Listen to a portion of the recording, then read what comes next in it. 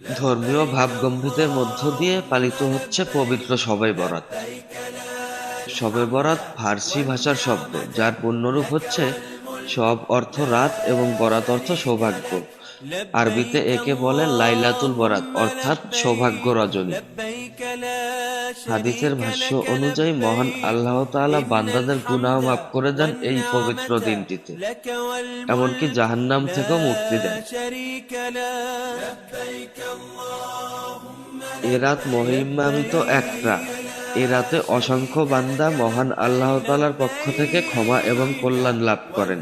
শবে বরাত মুসলমানদের একটি মহান আল্লাহর নৈকট্য লাভ এবং গুনাহ থেকে ক্ষমা পেতে মুসলমানদের জন্য এটি মর্যাদাপূর্ণ একটি অন্যতম পবিত্র রজনী।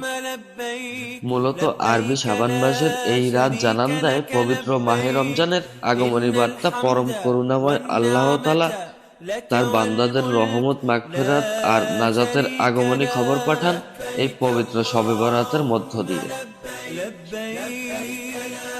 তবে পবিত্র এই রাতে যে মানব জাতির ভাগ্য নির্ধারণ করা হয় এ বিষয়ে একমত নন আলেমরা। অন্যদিকে ধর্মীয় ভাবগম্ভীরের মধ্য দিয়ে পালিত হচ্ছে পবিত্র শবে বরাত। মসজিদে মসজিদে ঢল নেমেছে ধর্মপ্রাণ মুসল্লিদের। মহিমান্বিত এই রাতে ইবাদত বন্দেগীতে মগ্ন তারা। শাবান মাসের 14 তারিখ ইবাদতের এই রাতটি মুসলমানদের কাছে সৌভাগ্যের রজনী হিসেবে পরিচিত। এই রাতে সকলকে বেশি বেশি নফল নামাজের তাগিদও দেওয়া হয়েছে। এই রাতে বান্দাদের জন্য অশেষ রহমতের দরজা খুলে দেন মহান আল্লাহ তাআলা। পরম করুণাময়ের অনুগ্রহ লাভের আশায় মুসল্লিরা নফল নামাজ, কোরআন তেলাওয়াত, জিকির আজকার সহ নানা ইবাদতে মগ্ন আছেন। অন্যদিকে অনেকে আত্মীয় স্বজনের কবর জিয়ারত করে তাদের আত্মার মাগফিরাত কামনায় দোয়া ও মোনাজাত করছেন। এছাড়াও অতীতের পাপ এবং অন্যায়ের জন্য ক্ষমা প্রার্থনা এবং ভবিষ্যৎ জীবনের কল্যাণ কামনার জন্য দুহাত তুলেছেন রাব্বুল আলামিনের দরবারে মুসল্লিরা। পবিত্র এই শবে বরাতকে কেন্দ্র করে অনেক বাড়িতে নানা রকম খাবারও তৈরি করা হয় এবং বাসা বাড়িতে মিলাদ মাহফিল করে সেই খাবার বিতরণ করা হয় গরিব দুস্থদের মাঝে এবং আত্মীয় স্বজনদের মাঝে। আসসালামু আলাইকুম প্রিয় দর্শক, আমরা কিন্তু এই লালমনিরহাট জেলা কেন্দ্রীয় কবরস্থান থেকে আপনাদের সাথে সরাসরি সংযুক্ত হলাম বুলেটিন বার্তা লালমনিরহাট নিউজে। দর্শক, আমরা কিন্তু এই মুহূর্তে সরাসরি আপনাদের সাথে আছি লালমনিরহাট জেলা কেন্দ্রীয় কবরস্থান থেকে। আজ কিন্তু পবিত্র লাইলাতুল কদরের রাত।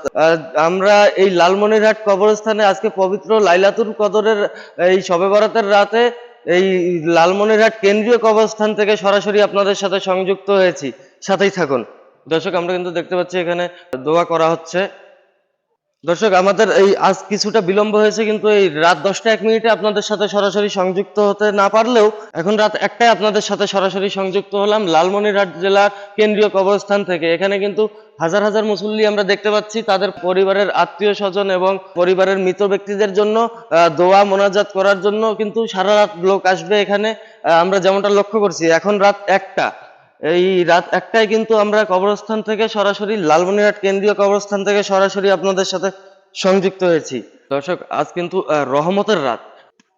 দর্শক, সাথেই থাকুন, আমরা আছি এই মুহূর্তে লালমনিরহাট জেলার কেন্দ্রীয় কবরস্থান থেকে সরাসরি আপনাদের সাথে।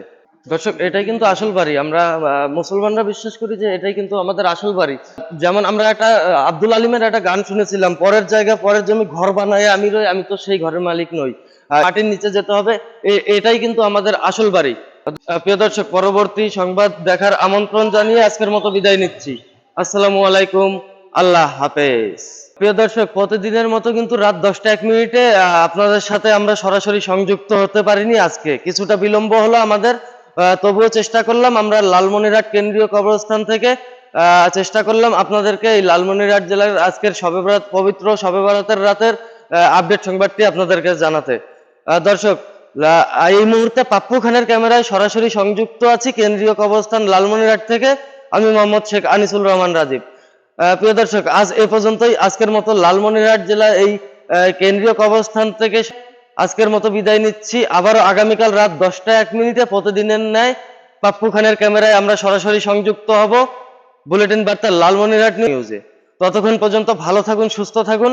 লাইক, কমেন্ট, শেয়ার এবং ফলো দিয়ে আমাদের সাথে বুলেটিন বার্তা লালমনিরহাট নিউজের লালমনিরহাট জেলার সকল আপডেট সংবাদ সবার আগে জানতে আমাদের সাথে সংযুক্ত থাকুন।